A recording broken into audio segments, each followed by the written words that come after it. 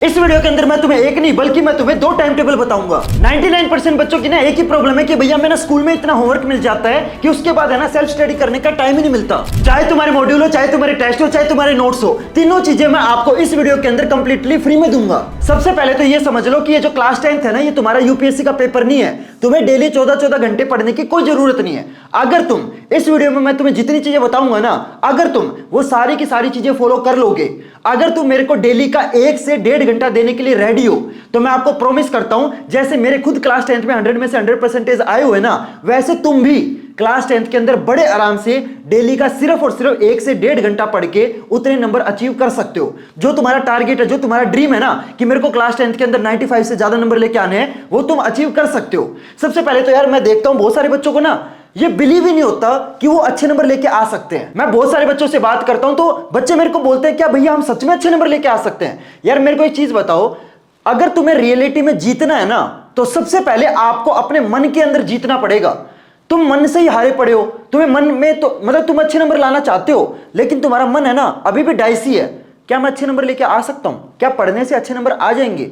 अगर मैं मतलब डेली का 1-1.5 घंटा पढ़ूंगा तो अच्छे नंबर आ जाएंगे? सबसे पहले तो अपने मन को मनाओ, खुद को बोलो यस मैं अच्छे नंबर लेके आ सकता हूं, मैं अच्छे नंबर लेके आ सकती हूं। जब तक तुम्हारा दिल ये नहीं मानेगा ना, तुम कुछ अचीव नहीं कर सकते। समझ रहे हो? पहले तो जल्दी से इस वीडियो पे कमेंट कर दो यस भैया आप इस वीडियो में जितनी चीजें बताओगे ना, सारी मैं फॉलो करूंगा या फॉलो करूंगी। अगर तुम मेरे को डेली का 1 या 1.5 घंटा देने के लिए रेडी हो तो ही इस वीडियो को आगे तक देखना, वरना आप इस वीडियो को यहां पे छोड़ के जा सकते हो। मैं आपसे कुछ नहीं मांग रहा, मैं आपको यह बोल रहा हूं कि 24 घंटे में से 23 घंटे तुम कुछ भी करो, जो तुम्हारी मर्जी है वो करो। लेकिन अगर तुम डेली का मेरे को 1 घंटा देने के लिए रेडी हो ना, तो मैं तुम्हारा जो ड्रीम है कि तुम्हें क्लास 10th के अंदर 95 से ज्यादा नंबर लेके आने हैं, वो ड्रीम मैं तुम्हारा अचीव करा दूंगा। ये मैं आपको गारंटी देता हूं। लेकिन आपको बदले में मेरे को दिन का 1 घंटा तो देना ही पड़ेगा। सबसे पहले देखो, बहुत सारे बच्चों की एक प्रॉब्लम आती है कि भैया हमें ना स्कूल में होमवर्क ही इतना मिल जाता है, कोचिंग में हमें होमवर्क कितना मिल जाता है कि उसके बाद है ना हमें सेल्फ स्टडी करने का टाइम ही नहीं मिलता। हम है ना होमवर्क कंप्लीट करते रह जाते हैं। और बहुत सारे बच्चों के साथ तो एक और प्रॉब्लम है, उनकी ना बहुत ज्यादा बैकलॉग बन गया है। तो इस वीडियो के अंदर मैं आपकी जितनी भी प्रॉब्लम है ना, सारी की सारी प्रॉब्लम का जो सॉल्यूशन है वो मैं आपको इस वीडियो में दूंगा। मैं तुम्हें बताऊंगा कि होमवर्क को कैसे मैनेज करना है, बैकलॉग कैसे कंप्लीट करना है, और इस वीडियो का सबसे इंपॉर्टेंट पॉइंट कि आपको सेल्फ स्टडी कैसे करनी है। ये तीनों चीजें मैं आपको इस वीडियो के अंदर बताने वाला हूं। वीडियो को स्टार्ट करते हैं। सबसे पहले देखो, मैं आपको ना इस वीडियो के अंदर 2 टाइम टेबल बताऊंगा। पहले टाइम टेबल के अंदर मैं आपको ये बताऊंगा कि जो आपका स्कूल का काम है, जितना भी आपका चाहे होमवर्क हो, चाहे आपके स्कूल की चीजों की रिवीजन हो, ये कैसे मैनेज करोगे। और दूसरे टाइम टेबल के अंदर मैं आपको बताऊंगा कि आपकी जो कोचिंग है, जो आपका ट्यूशन है या आपने कोई ऑनलाइन बैच ले रखा है, उसको कैसे हैंडल करना है। और साथ में मैं आपको ये बताऊंगा कि आपको सेल्फ स्टडी कैसे करनी है। तीनों चीजें मैं आपको इस वीडियो के अंदर बताने वाला हूं। वीडियो को पूरा एंड तक देखना। और साथ में पहले तो जल्दी से इस वीडियो पे कमेंट कर दो यस भैया आप इस वीडियो में जितनी चीजें बताओगे सारी की सारी मैं फॉलो करूंगा या फॉलो करूंगी। जब तक तुम लिखोगे नहीं ना, तब तक तुम्हें ना खुद पे बिलीव नहीं होगा। तो जल्दी से पहले तो इस वीडियो को पॉज करके कमेंट करो यस भैया आप इस वीडियो में जितनी चीजें बताओगे मैं फॉलो करूंगा या फॉलो करूंगी। अब देखो, सबसे पहले टाइम टेबल नंबर 1। सबसे बड़ी दिक्कत बच्चों को ये आती है कि भैया हम स्कूल का होमवर्क कैसे मैनेज करें, और स्कूल में जो जो चीजें हमें कराई जा रही है उसको हमें क्या रिवाइज करना जरूरी है। सबसे इंपॉर्टेंट चीज देखो, जो स्कूल का आपका सिलेबस होता है ना, वो कंपैरेटिवली आपके ट्यूशन के या आपके ऑनलाइन बैच के वो हमेशा स्लो चलता है। जो आपका स्कूल का सिलेबस है ना, वो ये मान के चलो आपका नवंबर या दिसंबर के अंदर खत्म होता है। देखो, स्कूल के अंदर जो टीचर पढ़ाते हैं ना, वो कभी भी आपको वन शॉट की तरह नहीं पढ़ाएंगे। जैसे यूट्यूब पे क्या होता है कि 4 घंटे का लेक्चर है, उस 4 घंटे के लेक्चर में पूरा का पूरा चैप्टर खत्म।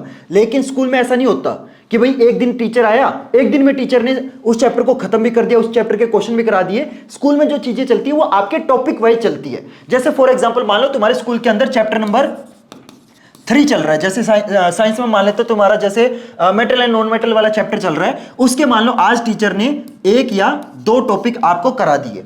अब आपको क्या करना है, फॉर एग्जांपल आज मंडे वाला दिन है, और कमाल की बात आज मंडे वाला ही दिन है, ठीक है। जैसे आज मंडे है, ठीक है। अब मंडे को तुम्हारे स्कूल वाले टीचर ने क्या करा, चैप्टर नंबर 3 का फर्स्ट और सेकंड टॉपिक 2 टॉपिक आपको करा दिए। अब आपको क्या करना है, स्कूल से आने के बाद आपको ये टॉपिक रिवाइज नहीं करने, सेम डे आपको वो टॉपिक रिवाइज नहीं करने। रिवीजन की बात कर रहा हूं मैं। ये आपको कब रिवाइज करने हैं, ये आपको अगले दिन ट्यूसडे को सुबह उठ के आपको क्या करना है, सिर्फ और सिर्फ 20 से 30 मिनट निकाल के स्कूल में आपको जितनी भी चीजें कराई गई है, चाहे मैथ वाले टीचर ने स्कूल में जितनी भी चीजें कराई है, साइंस वाले टीचर ने जितनी भी चीजें कराई है, इंग्लिश वाले टीचर ने जितनी भी चीजें कराई है, मतलब पिछले दिन स्कूल में जितनी भी टॉपिक आपको पढ़ाए गए हैं वो आपको अगले दिन स्कूल में जब जाने से पहले सुबह उठ के आपको 20 से 30 मिनट निकाल के वो आपको रिवाइज करने हैं। और ये चीज है ना आप डेली करोगे, क्योंकि ऑब्वियस सी बात है स्कूल तो आप डेली जाते हो। समझ रहे हो मेरी बात? जैसे फॉर एग्जांपल आज मंडे वाले दिन तुम्हारे मैथ वाले टीचर ने मान लो 3 टॉपिक करा दिए, साइंस वाले टीचर ने मान लो 4 टॉपिक करा दिए, आपके इंग्लिश वाली मैडम ने मान लो 2 टॉपिक करा दिए, तो स्कूल में जितनी भी चीजें कराई गई है ना वो आप अगले दिन सुबह क्या करोगे, 20 से 30 मिनट निकाल के आपको रिवाइज करना है। पहली चीज समझ में आई।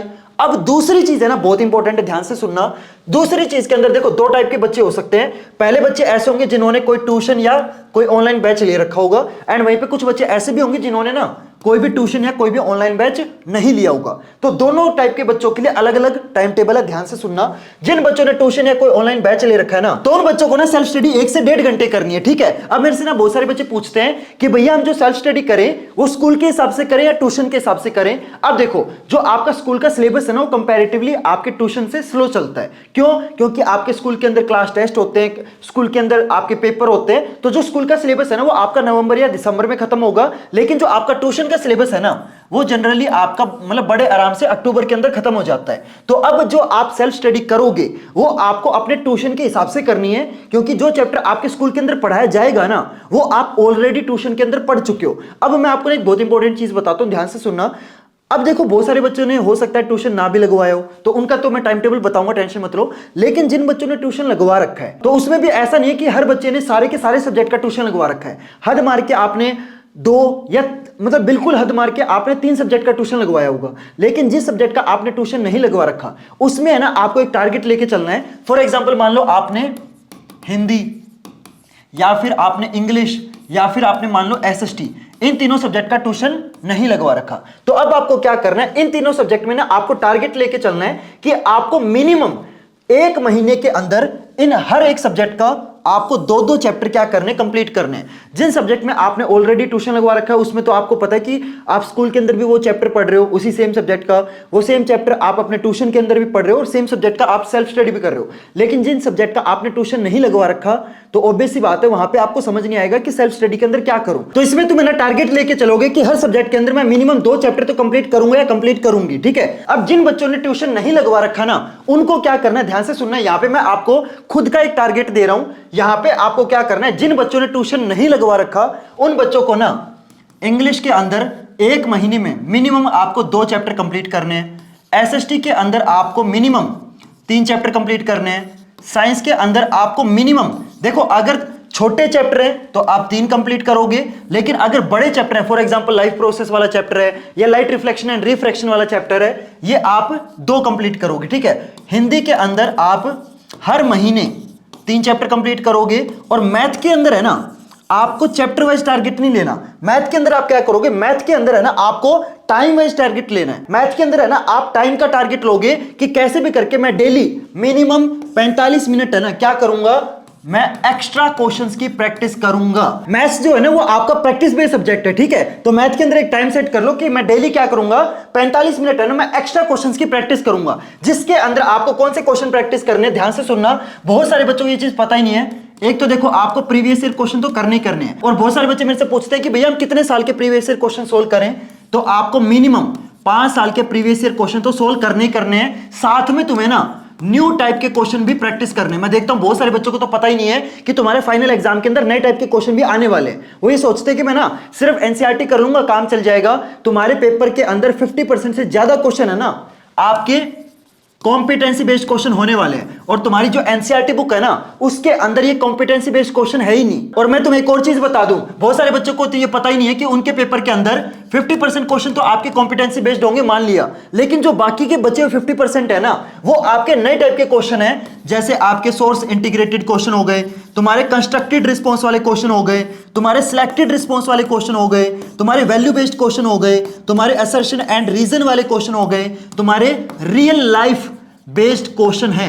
ये जितने भी आपके नए टाइप के क्वेश्चन, और साथ में तुम्हारे जो केस बेस्ड क्वेश्चन, यस, ये जो आपके मैंने अलग से ये क्वेश्चन बताए हैं, आपका 50% पेपर जो होगा ना वो आपका इन क्वेश्चन से बना होगा और 50% पेपर आपका कॉम्पिटेंसी बेस्ड क्वेश्चन से बनेगा। तो बहुत सारे बच्चों को तो पता ही नहीं है कि ये जो नए टाइप के क्वेश्चन है ये भी आपके फाइनल पेपर के अंदर आने वाले हैं। अगर तुम सिर्फ और सिर्फ एनसीईआरटी करके जाओगे ना तो तुम्हारे फाइनल पेपर में अच्छे नंबर नहीं आएंगे। तुम्हें ये जो नए टाइप के क्वेश्चन है इनकी भी प्रैक्टिस करनी पड़ेगी। और मार्केट के अंदर है ना बहुत सारे बच्चों को बेवकूफ बनाया जा रहा है। बहुत सारे बच्चों को ये बोलते हैं कि इस बुक के अंदर है ना तुम्हें प्रीवियस ईयर क्वेश्चन मिल जाएंगे 1-2 साल के, या फिर तुम्हें ना कॉम्पिटेंसी बेस्ड क्वेश्चन मिल जाएंगे थोड़े बहुत। लेकिन ये जो बाकी के जो नए टाइप के क्वेश्चन है जिसके अंदर से आपका बाकी का बचा हुआ 50% पेपर आने वाला है, ये सारे के सारे क्वेश्चन उन बुक्स के अंदर है ही नहीं। मार्केट में ना सिर्फ एक ही बुक ऐसी है जिसके अंदर ये सारे के सारे क्वेश्चन आपको मिल जाएंगे। साथ में आपको जो प्रीवियस ईयर क्वेश्चन मिलेंगे ना ये 5 साल के नहीं बल्कि आपको 10 साल के उस बुक के अंदर मिलेंगे। वैसे तो देखो मैं बच्चों को बोलता हूं कि सिर्फ 5 साल के कर लेना, लेकिन उस बुक के अंदर आपको 10 साल से भी ज्यादा के जो प्रीवियस ईयर क्वेश्चन है वो आपको दे रखे हैं। साथ में उस बुक के अंदर आपको एक सैंपल पेपर भी मिलेगा सोल्व करने के लिए। और ये सारी चीजें चाहे तुम्हारे कॉम्पिटेंसी बेस्ड क्वेश्चन हो, चाहे तुम्हारे सोर्स इंटीग्रेटेड क्वेश्चन हो, चाहे तुम्हारे कंस्ट्रक्टेड रिस्पांस वाले क्वेश्चन हो, सिलेक्टेड रिस्पांस वाले क्वेश्चन हो, जितने भी आपके जो मैंने क्वेश्चन बताए हैं मार्केट के अंदर अकेली वो एक ऐसी बुक है जिसके अंदर ये सारे क्वेश्चन दे रखे हैं। एंड दैट इज ओसवाल का ये वाला क्वेश्चन बैंक। आप देख सकते हो मेरे पास मैथ का क्वेश्चन बैंक भी है, मेरे पास साइंस का क्वेश्चन बैंक भी है, मेरे पास एसएसटी का क्वेश्चन बैंक भी है और मेरे पास ना इंग्लिश का क्वेश्चन बैंक भी है। लेकिन मैं बच्चों को बहुत जेन्युइन चीज बताता हूं, मैं आपको सजेस्ट करूंगा कि आप ये जो इंग्लिश वाला क्वेश्चन बैंक है ना ये आप परचेज मत करना। ये उतना मतलब जरूरी नहीं है, उतना बेनिफिशियल नहीं होगा। तो आप यहाँ पे ना अपने पैसे बचा सकते हो। एसएसटी वाला ऑप्शनल है। मैं आपको बहुत जेन्युइनली चीज बताता हूँ, मैं यहाँ पे कोई बुक बेचने नहीं आया हूँ, मैं आपको जेन्युइनली बता रहा हूँ। इंग्लिश वाला आपकी मर्जी है, पर मैं सजेस्ट करूंगा कि आपको इंग्लिश वाला क्वेश्चन बैंक लेने की जरूरत नहीं है, ठीक है। एसएसटी वाला ऑप्शनल है, ये आप पे डिपेंड करता है। अगर आप एसएसटी के अंदर वीक हो तो उस केस में मैं आपको सजेस्ट करूंगा कि आप ये वाला क्वेश्चन बैंक ले सकते हो। लेकिन अगर आपको लगता है कि एसएसटी में मैं ठीक हूं, मतलब एवरेज या अबव एवरेज हो ना, तो आपका एनसीईआरटी से काम चल जाएगा। लेकिन मैं आपको हाईली रिकमेंड करूंगा कि ये जो साइंस वाला और ये मैथ वाला क्वेश्चन बैंक है ना ये आप ले लेना। क्योंकि देखो ये दोनों के दोनों जो सब्जेक्ट है ना, साइंस के अंदर आपको बहुत सारे न्यूमेरिकल मिलेंगे, मैथ के अंदर तो ऑब्वियस बात है पूरा का पूरा जो सब्जेक्ट है ये आपका प्रैक्टिस बेस्ड सब्जेक्ट है। और आप मानोगे नहीं, वहां पे ना मेरे पास मतलब बहुत सारे अलग अलग पब्लिकेशन के बुक्स रखे हुए हैं, उनको मैंने अच्छे से एनालाइज करा और वो सारे पब्लिकेशन है ना बच्चों को बेवकूफ बना रहे हैं। वो ये बोल रहे हैं कि हमारी बुक के अंदर है ना कॉम्पिटेंसी बेस्ड क्वेश्चन है, 2-3 साल के प्रीवियस ईयर क्वेश्चन मिल जाएंगे, और वो किताबें 800 900 रुपए की हैं। मैं आपको सजेस्ट करूंगा कि आप है ना देखो, एक तो एनसीईआरटी कर लो। पहली चीज, आपको दुनिया भर की किताबें लेने की कोई जरूरत नहीं है। मैं देखता हूं बहुत सारे बच्चे ना ये वाली किताब भी ले लूं, ये वाली किताब भी ले लूं, और आखिरी में ना कोई सी भी किताब ढंग से पढ़ी नहीं जाती। आप एक एनसीईआरटी कर लो, एक ये ओसवाल का क्वेश्चन बैंक ले लो जिसके अंदर आपको पिछले 10 साल के प्रीवियस ईयर क्वेश्चन मिल जाएंगे, सारे के सारे नए टाइप के क्वेश्चन मिल जाएंगे, सैंपल पेपर मिल जाएगा। इसके अलावा तुम्हें और कुछ करने की कोई जरूरत नहीं है। अगर तुम इतना भी कर लोगे ना, मैं आपको गारंटी दे रहा हूं क्लास 10th के अंदर तुम बड़े आराम से 95+ मार्क्स ले आओगे। और मैं आपको एक और चीज बता दूं, देखो आपकी मर्जी है, आपका पैसा है, जो बुक लेनी है वो आप ले लेना, जहां से लेनी है आपकी मर्जी है। लेकिन मैं आपको एक चीज बता दूं, अगर आप ये बुक मेरे डिस्क्रिप्शन वाले लिंक से लोगे ना तो आपको एक बुक के ऊपर जो मेरा लिंक है ना वो एफिलिएट वाला लिंक है, तो आपको ना 150 रुपए का कैशबैक मिलेगा। अगर आप मेरे लिंक से 2 बुक लोगे ना, साइंस और मैथ, और मैं आपको एक और चीज दिखा दूं, इन बुक्स के अंदर आपको ना फॉर्मूला शीट भी मिलेगी। आप देख सकते हो ये आपका मैथ की फॉर्मूला शीट है, ये आपकी साइंस की फॉर्मूला शीट है, जिसके अंदर जितने भी आपके इंपॉर्टेंट फॉर्मूले हैं, जितनी भी आपकी इंपॉर्टेंट आइडेंटिटीज है, जितनी भी आपकी इंपॉर्टेंट थ्योरम है, सब कुछ आपको इसके अंदर मिल जाएगा। तो आप है ना रिवाइज कर सकते हो, ठीक है। और ये चीजें भी किसी भी बुक के अंदर आपको नहीं मिलेंगी। तो अगर आप मेरे लिंक से ये 2 बुक परचेज करोगे ना तो आपको 300 रुपए का फायदा हो जाएगा, 300 रुपए आपके बच जाएंगे। मैं आपको फिर से बता देता हूं, जो बुक आपको लेनी है, जहां से लेनी है आपकी मर्जी है। लेकिन फिर मत बोलना भैया आपने बताया नहीं था। अगर आप कोई फालतू बुक लोगे, पैसे आपके लगने, मेरा तो कुछ जा नहीं रहा, पैसे आपके पढ़ना आपको। मेरे तो ऑलरेडी क्लास 10th में अच्छे नंबर आए हुए हैं, मैं तो अपनी लाइफ में काफी सक्सेसफुल हो चुका हूं। लेकिन मैं चाहता हूं कि आपके पैसे वेस्ट ना हो, तो मैंने आपको रेकमेंड कर दिया है कि this question bank is the best. बाकी फिर से मैं बोलूंगा, जहां से लेना है आपकी मर्जी है, जो लेना है आपकी मर्जी है। लेकिन अगर आप इन बुक्स को मेरे डिस्क्रिप्शन वाले लिंक से लोगे ना तो आपको 150 रुपए का कैशबैक मिल जाएगा, ठीक है। अब मैं आपको जो अगली चीज बता रहा हूं ना, that is very very important. बहुत सारे बच्चे पूछते हैं कि भैया हमें किसी भी चैप्टर को मिनिमम कितनी बार रिवाइज करना है। तो आपको हर चैप्टर को, फॉर एग्जांपल चाहे तुम्हारा केमिकल रिएक्शन एंड इक्वेशन वाला चैप्टर हो, तुम्हारा कोई भी चैप्टर हो, हर चैप्टर को आपको मिनिमम तुम्हें 2 बार तो रिवाइज करना ही करना है। और मैं आपको एक और चीज बता दूं जो कि कोई नहीं बताएगा, ये चीज सिर्फ टॉपर बच्चों को पता होती है, ध्यान से सुनना। जब आप कोई भी बुक परचेज करोगे, चाहे मान लो फॉर एग्जांपल आपने ये वाली बुक परचेज कर ली, तो जब आप इस बुक को सोल्व करोगे ना तो आपको क्या करना है, देखो इस बुक के अंदर टोटल आपके 312 पेजेस है। तो इस बुक के अंदर बड़े आराम से ना आपके 2500 से लेके 3000 क्वेश्चन होंगे, ठीक है। अब तुम्हें करना क्या है, जब आप इन क्वेश्चन को सोल्व करोगे, मेरे को एक चीज बताओ, जब तुम्हारा फाइनल पेपर बिल्कुल सर के ऊपर आ जाएगा, फॉर एग्जांपल तुम्हारा फरवरी का महीना चल रहा है और 3 दिन बाद है ना तुम्हारा फॉर एग्जांपल मैथ का पेपर है, तो मेरे को एक चीज बताओ, क्या तुम इस पूरी बुक को दोबारा से रिवाइज कर पाओगे?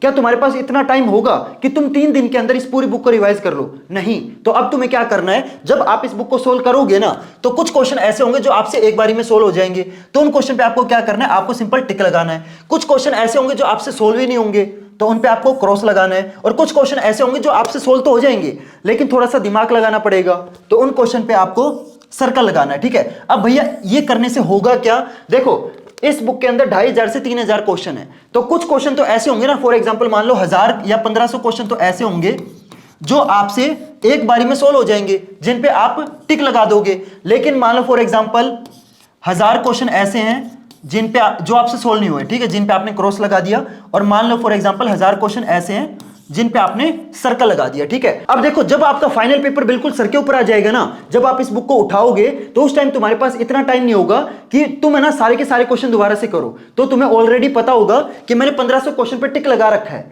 ये क्वेश्चन मेरे को दोबारा से करने की जरूरत नहीं है क्योंकि ये ऑलरेडी तुम्हें आते हैं। समझ रहे हो मेरी बात? तुम्हें ऑलरेडी पता होगा कि यार इन क्वेश्चन पे मैंने क्रॉस लगा रखा है, पहले मैं कौन से क्वेश्चन करूंगा जिन पे मैंने क्रॉस लगा रखा है। जब ये क्वेश्चन हो जाएंगे ना, इसके बाद आप कौन से क्वेश्चन करोगे जिन पे आपने सर्कल लगा रखा है। समझ गए? तो होप करता हूं आपको सारी चीजें समझ में आ गई होगी। लेकिन मैं आपको ना इस वीडियो के अंदर एक ऐसा सरप्राइज देके जा रहा हूं जो कि आपको लिटरली कोई नहीं देगा। चाहे तुम्हारे मॉड्यूल हो, चाहे तुम्हारे टेस्ट हो, चाहे तुम्हारे क्लास के नोट्स हो, ये तीनों चीजें मैं आपको अपने टेलीग्राम चैनल पे कंप्लीटली फ्री में आपको प्रोवाइड करूंगा। टेलीग्राम चैनल का लिंक ऑलरेडी आपको डिस्क्रिप्शन में दे रखा है, तो वहां से जाके आप मेरे टेलीग्राम चैनल को ज्वाइन कर सकते हो। मैंने एक चीज नई स्टार्ट करी अपने टेलीग्राम चैनल पे, जहां पे मैं आपको डेली का वीकली टारगेट दूंगा कि आपको इस वीक क्या क्या पढ़ना है, कौन कौन से चैप्टर पढ़ने हैं, कौन कौन से टॉपिक पढ़ने हैं, जितने भी आपके इंपॉर्टेंट क्वेश्चन है, जितने भी आपके इंपॉर्टेंट नोट्स है, सब कुछ कंप्लीटली फ्री में मैं आपको अपने टेलीग्राम चैनल पे प्रोवाइड करूंगा। तो आपको कुछ नहीं करना, मेरा जो टेलीग्राम चैनल है वो आपको ज्वाइन करना है। टेलीग्राम चैनल का जो लिंक है वो आपको ऑलरेडी मैंने डिस्क्रिप्शन बॉक्स में दे रखा है, ठीक है। या फिर आप टेलीग्राम पे जाकर सर्च भी कर सकते हो, गौरव भैया class 9th and 10th search करोगे ना, तो जो टेलीग्राम चैनल है वो आपको टेलीग्राम पे मिल जाएगा। Clear everyone? और इन बुक्स को जल्दी से परचेज करो और अपनी जो तैयारी है ना जल्दी से जल्दी शुरू करो, और स्पेशली उन क्वेश्चन की तैयारी शुरू करो जो आपके नए टाइप के क्वेश्चन है। तो इन बुक्स को परचेज करने का जो लिंक है ना ऑलरेडी मैंने आपको डिस्क्रिप्शन बॉक्स में दे रखा है, वहां से जाके आप इन बुक्स को परचेज कर सकते हो, ठीक है। तो चलो गाइस मिलते हैं फिर अगली वीडियो में नए टॉपिक के साथ, तब तक के लिए goodbye and have a nice day.